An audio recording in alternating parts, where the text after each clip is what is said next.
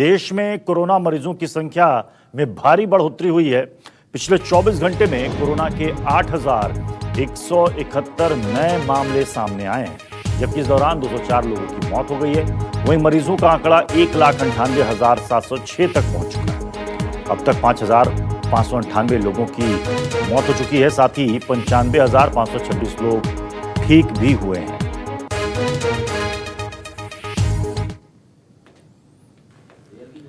तो लगभग 2 लाख के करीब पूरे देश भर का आंकड़ा कोरोना मरीजों का, संक्रमित मरीजों का पहुंच चुका है। 97,581 एक्टिव केस हैं अभी, यानी कि अभी ये पूरी तरीके से ठीक नहीं हुए हैं। और मौत का आंकड़ा पूरे देश भर का 5,598 है। हालांकि 95,526 लोग ठीक भी हुए हैं। और कोरोना को लेकर दिल्ली से एक बड़ी खबर है। उपराज्यपाल यानी कि एलजी के दफ्तर में कोरोना संक्रमण का मामला बढ़ गया है। अभी तक कोरोना के 13 मामले सामने आ चुके हैं। सभी कर्मचारियों का टेस्ट करवाया गया है। कई कर्मचारियों की कोरोना रिपोर्ट अभी आनी बाकी है। उपराज्यपाल दफ्तर की एक्सटेंडेड शाखा में आया था पहला मामला, और वहीं से टेस्ट कराने के बाद बाकी कर्मियों में भी कोरोना का संक्रमण पाया गया। वरुण सिन्हा इस खबर पर हमारे साथ जुड़ चुके हैं। वरुण, इससे पहले भी एलजी दफ्तर में 3 कर्मचारियों में कोरोना पॉजिटिव होने की पुष्टि हुई थी, और उसके बाद बाकी लोगों की टेस्टिंग कराई गई थी। कुल कितने कर्मचारियों की टेस्टिंग अभी पेंडिंग है? देखिए, पेंडिंग अब किसी की नहीं है, सभी की टेस्टिंग हो चुकी है। कल तक रिपोर्ट सबकी लगभग आ जाएगी। अभी तक जो है वो टोटल 13 केसेस जो हैं वो पॉजिटिव हो चुके हैं, यानी कि जो रिपोर्ट्स लगातार आ रही है उसमें टोटल जो है वो 13 केसेस पॉजिटिव हो चुके हैं। इसके अलावा करीब 50 लोगों की अभी रिपोर्ट आनी बाकी है, जो कल शाम तक लगभग आ जाएगी। लगातार स्थिति जिस तरीके से बनी है उपराज्यपाल निवास में, क्योंकि ये तमाम लोग जो हैं वो आसपास बैठते हैं, सभी स्क्रीनिंग होती है, और इनमें से कई सारे लोग ऐसे भी हैं जो लगातार उपराज्यपाल के संपर्क में भी रहे हैं। इसलिए खुद उपराज्यपाल ने भी अपना टेस्ट करवाया, उनके परिवार का भी टेस्ट हुआ है। तो ऐसी परिस्थिति में निश्चित तौर पे एक चिंता का विषय भी है और परेशानियां भी हैं। लगातार उपराज्यपाल निवास में जितने लोग थे उनके टेस्ट करवाए गए हैं। अब सबको इंतजार है रिपोर्ट का। हालांकि जिस तरीके से आंकड़ा बढ़ा है, पहले 3 था, अब 13, फिर सुबह तक 10 हुआ और अब 13 हो चुका है, तो ऐसी परिस्थिति में निश्चित तौर पे देखकर लगता है कि हालात अभी खराब ही नजर आ रहे हैं। जी, आपने कहा कि एलजी ने भी अपना टेस्ट कराया है। सबकी रिपोर्ट कल आएगी वरुण?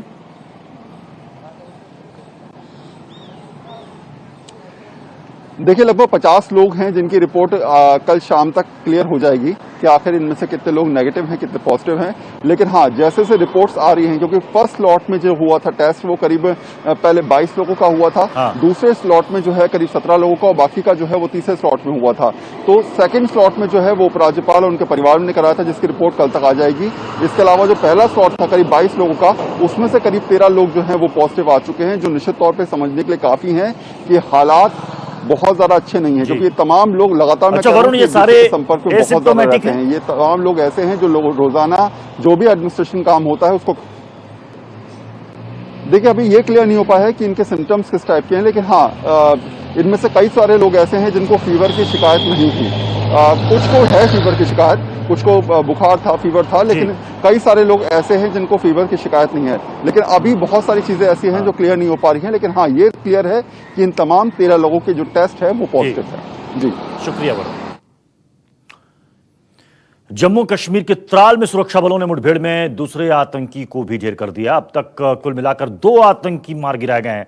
सर्च ऑपरेशन के दौरान उन आतंकियों के पास से हथियार भी मिले हैं। जम्मू कश्मीर में त्राल में यह मुठभेड़ हुई है आतंकियों से। आसिफ सुहाब हमारे साथ इस वक्त जुड़ चुके हैं। आसिफ, इस वक्त क्या अपडेट है? देखिए, मुठभेड़ खत्म हो गई है। जो दूसरा मिलिटेंट यहाँ पर पिछले कई घंटों से लगातार फोर्सेस को एंगेज कर रहा था गन फाइट में, वो भी अब मारा जा चुका है। हालांकि शुरुआत में इस मिलिटेंट ने अपनी पोजीशन चेंज करते हुए पास के दूसरे घर में पनाह ले ली थी और बताया जा रहा था कि वहां पे कुछ परिवार के लोग फंसे हुए थे, लेकिन फोर्सेस ने काफी एहतियात के साथ सभी परिवार वालों को सुरक्षित बाहर निकाला और उसके बाद भीषण गोलीबारी में ये दूसरा मिलिटेंट भी मारा गया, जिसके साथ ही ये मुठभेड़ अब खत्म हो गई है। दोनों मिलिटेंटों के शव और उनके पास से हथियार और गोले बारूद भी यहाँ पर बरामद कर लिए गए हैं और अब दोनों मिलिटेंटों की पहचान और वो किस संगठन से जुड़े हुए थे, कौन से मिलिटेंट आउटफिट के साथ काम कर रहे थे, उसको लेकर अब पुलिस की पहचान जारी है और कुछ ही देर में वो भी क्लियर हो जाएगा। फिलहाल अब जो है इस मुठभेड़ में दो मिलिटेंटों के मारे जाने के साथ फोर्सेस को यहाँ पर काफी बड़ी अहम कामयाबी हासिल हुई है। जी शुक्रिया आसिफ।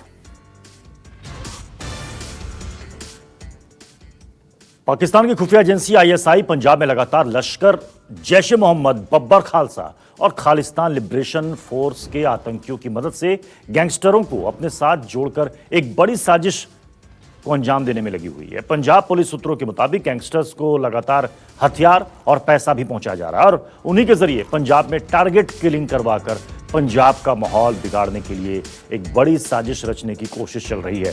और इसी सिलसिले में पंजाब पुलिस के स्पेशल ऑपरेशन ग्रुप ने पंजाब के मोहाली में तेजा महतपुरिया नाम के आतंकी और गैंगस्टर को गिरफ्तार किया है। इसके पास से हथियार और काफी अन्य चीजें भी बरामद हुई हैं।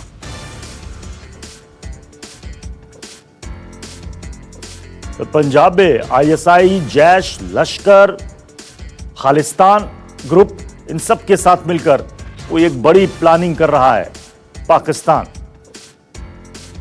विशाल एंगरिश इस वक्त हमारे साथ जुड़ चुके हैं। विशाल, ये जो आतंकी पकड़ाया है, क्या इससे जानकारी मिल पाई है? क्या इसकी हिस्ट्री रही है इस आतंकी की? देखिए, जो आतंकी पकड़ा है वो उस पे कई जिलों में मामले भी दर्ज हैं और लगातार ही स्पेशल ऑपरेशन ग्रुप द्वारा इसका पीछा भी किया जा रहा था और कल रात ही इसको पकड़ लिया गया और पकड़ने के बाद आईएसआई का जो चेहरा है एक बार फिर बेनकाब हो गया, क्योंकि जिस तरह से पहले ही पंजाब में टारगेटिंग किलिंग का दौर भी चला था और उसी की एक कड़ी मानी जा रही है कि इसके द्वारा भी कुछ ना कुछ जो टारगेट किलिंग की जानी थी। फिलहाल इस बात का खुलासा नहीं हो पाया कि कौन से व्यक्ति इसका शुक्रिया इस अपडेट के लिए विशाल।